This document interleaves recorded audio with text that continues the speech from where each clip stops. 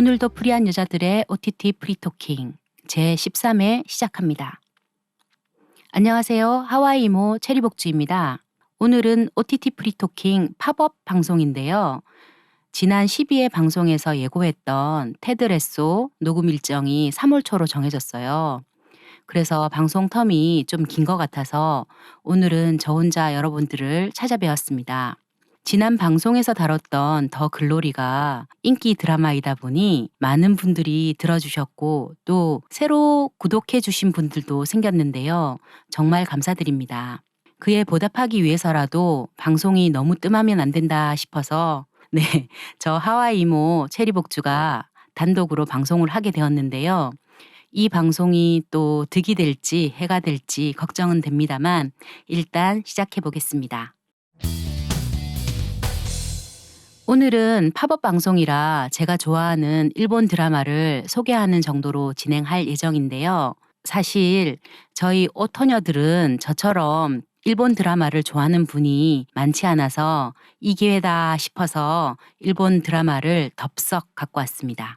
제가 들고 온 드라마는 여자 구애의 밥과 귀에 맞으신다면 이렇게 두 작품인데요.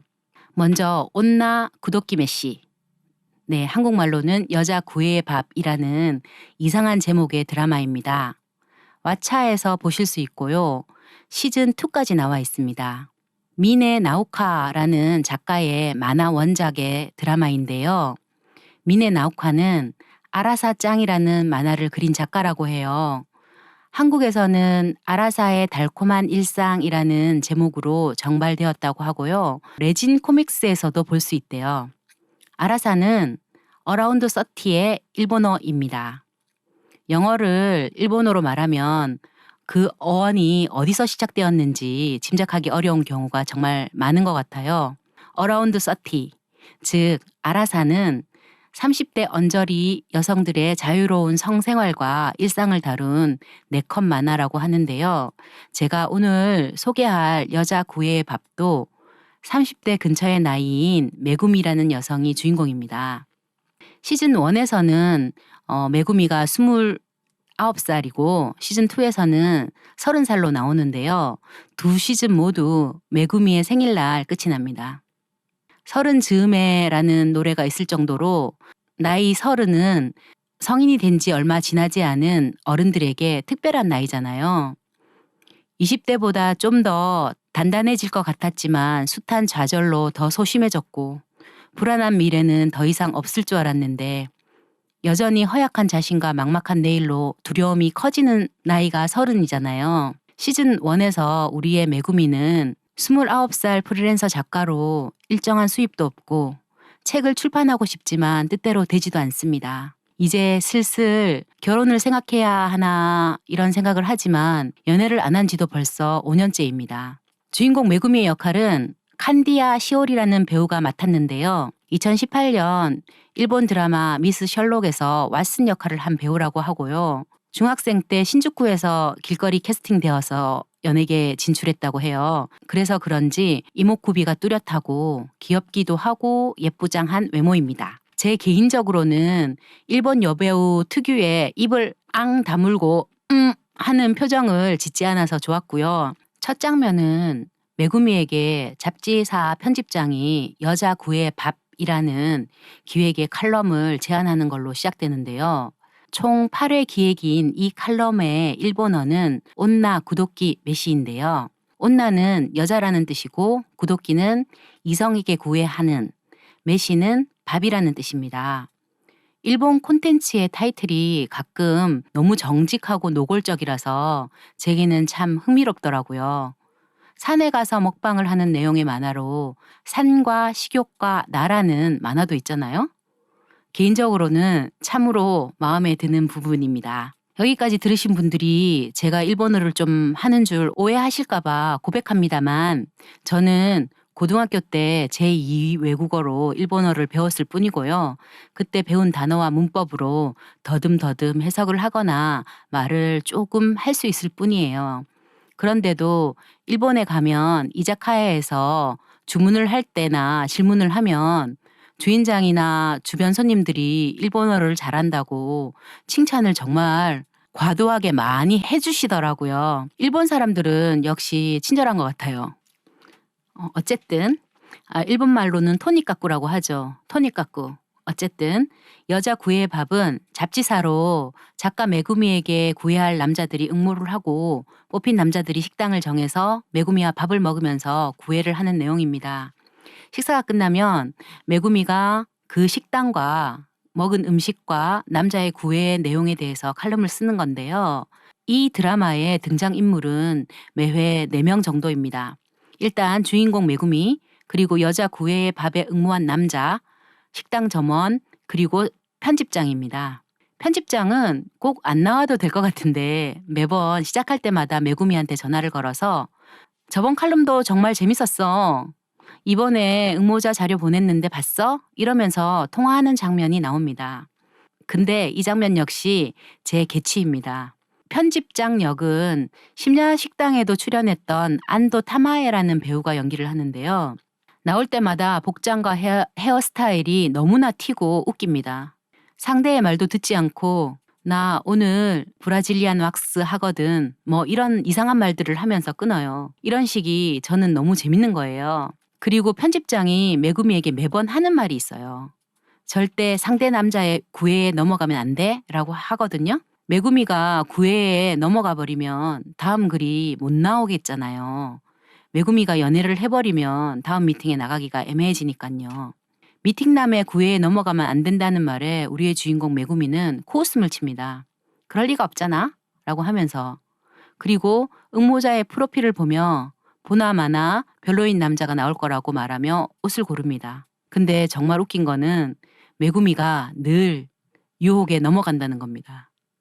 금세 사랑에 빠지는 금사빠 스타일입니다. 상대 남자가 처음에 별로라고 생각하더라도 금세 좋은 점을 발견하고 눈에 하트를 마구 발사합니다. 참 사랑스러운 캐릭터인데요. 그래서 마지막에 남자랑 헤어질 때 항상 아노 라고 하면서 돌아서서 가는 남자를 불러서 연애를 하자고 하는데요. 거절을 당합니다.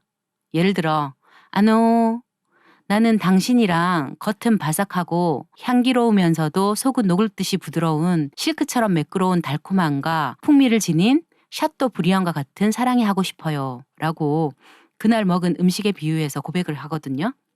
그런데도 상대 남자는 늘 거절을 해요. 음식의 맛 표현은 우리나라의 김준현도 울고 가라 할 정도로 정말 너무 잘해요. 홍합 된장국에 대해서는 육수의 살짝 단맛에 된장의 풍미가 녹아들어 있어. 소면을 넣은 것도 점수가 높아. 정말 찰떡 같지 않나요? 이 드라마의 마지막에는 항상 온나 구독기 문구, 여자 구의 문구라고 해서 상대방 남자가 한 말을 한마디로 정리를 해요. 메구미가 은퇴를 한 65세 남자분을 만났을 때인데요. 그 남자분은 앞으로 15년은 더 산다고 생각하고 15년 동안 즐겁고 행복하게 함께 할 사람을 만나기 위해 열심히 선을 보고 있는 분이었어요. 그분에게도 우리의 메구미는 금세 사랑에 빠집니다. 식사를 마치고 헤어질 때 늘 하던 그 아노 하고 부르죠. 아노는 저기요 라고 해석할 수 있을 것 같아요. 여튼 아노 하면서 앞으로 15년 동안 즐겁고 행복하게 함께 하고 싶다고 사랑 고백을 하는데요. 그러자 그 65세 남자분은 메구미에게 앞으로 50년 동안 행복하게 함께 할 사람을 찾아보라고 거절합니다. 제 기억이 맞는지 좀 자신이 없지만 그날의 온나 구독기 문구, 즉 여자 구의 문구는 앞으로 50년 동안 함께하고 싶어 였던 것 같아요. 뭔가 좀 따뜻해지지 않나요? 일본에 과장된 코믹 연기를 싫어하시는 분들도 많던데요. 저는 나이가 들면 들수록 그런 과장됨과 허당미가 좋아지더라고요. 나 안 돼. 야빠리 소 데스네. 자 나이나 뭐 이런 거 있잖아요. 그리고 요시 뭐 이런 과장된 어투와 황당함이 주는 재미가 너무 쏠쏠하더라고요. 매회 다른 남자를 만나는 메구미가 남자에 대해 속으로 욕하는 것도 재밌는데요. 가령 상대 남자가 엄마가 응모해서 여기 나왔고 엄마가 메구미 씨를 좋아한다며 자기가 입은 양복도 엄마가 골라줬다 이런 말을 하거든요.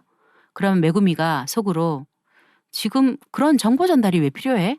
라고 하는데 그 표정과 연기가 너무 친근하고 귀엽습니다. 매회 20살부터 65세까지 다양한 연령과 직업군, 뮤지션이랄지 초등학교 교사, 대기업 사원, 연예 지도사까지 다양한 직업군과 또 다양한 성격의 남자들이 각각 뚜렷한 개성을 가지고 나오는 것도 너무 재밌고요. '어디서 저런 남자들을 다 구했나.' 이런 생각이 들어요. 물론 연기자겠지만 그런 캐릭터를 창조해낸 것도 높게 사고 있습니다. 불안한 30대 여성의 삶과 속마음을 잘 표현한 것도 너무 재밌어요. 마치 여자들끼리 수다를 드라마로 보는 것 같다고 할 수 있습니다. 제 반려인간인 박풀고갱은 늘 같은 포맷으로 거절당하는 장면이 힘들다고 하던데 저는 이상하게 중독이 되더라고요. 매회 도쿄에 있는 화려한 식당들의 진수성찬을 보는 것도 재미있고요. 혹시 도쿄 여행을 계획하고 계시다면 한 번쯤 비싼 식당에서 플렉스를 해보시는 건 어떨까 싶습니다. 가끔씩 멕시칸 식당이나 타이 식당처럼 만만한 식당도 나와서 저도 한번 가볼까 체크해뒀어요. 제 취향이 좀 마이너라 좋아하실지 모르겠지만 살포시 온나 구독기 메시 여자 구애의 밥을 추천해 보고요. 다음으로 추천할 일들은 간단하게 소개할 건데요. 오미미니 아이마시따라, 한국말로는 귀에 맞으신다면 이라는 드라마이고요. 이건 역시 왓챠에서 보실 수 있어요. 마츠야, 코코이치, 오쇼 교자, 후지 소바 등 일본 여행에서 자주 보실 수 있는 식당 체인점의 음식을 팟캐스트에 소개하는 미소노라는 여자가 주인공인 드라마입니다. 평소에는 말도 잘 못하고 소심한 미소노이지만 음식에 대해서 말할 때는 꿀 발라 놓은 듯이 유려한 말솜씨를 발휘하더라고요. 미소노가 팟캐스트를 시작하는 모습을 보면서 오늘 제가 혼자서 방송을 할 용기를 내봤습니다. 미소노의 직장 동료 2명이 미소노가 음식 팟캐스트를 하는 것을 도와주는 것도 너무 훈훈했고요. 귀에 맞으신다면이라는 팟캐스트가 실제로 또 있다고도 하네요. 팟캐스트에서 음식을 소개한다는 게 시대에 좀 역행하잖아요.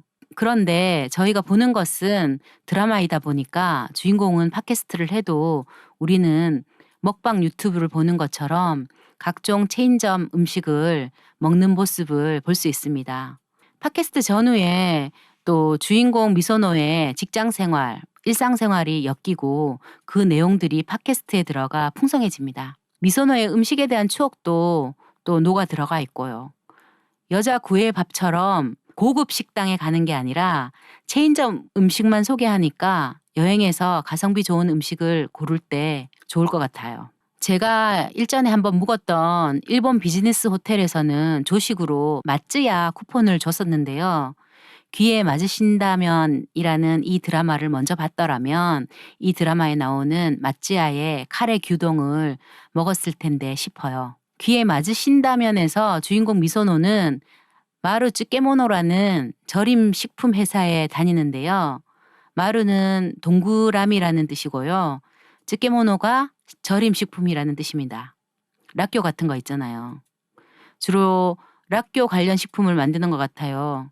락교 드레싱 같은 것도 만들고요. 락교 걸이라고 식품 모델을 매년 뽑는데 사장이 갑자기 락교 걸을 폐지하겠다고 발표를 하는데 이때 락교걸 폐지를 반대하는 주인공을 비롯한 회사 동료들이 락교걸을 살리기 위해서 기획을 만들려고 밤을 샙니다.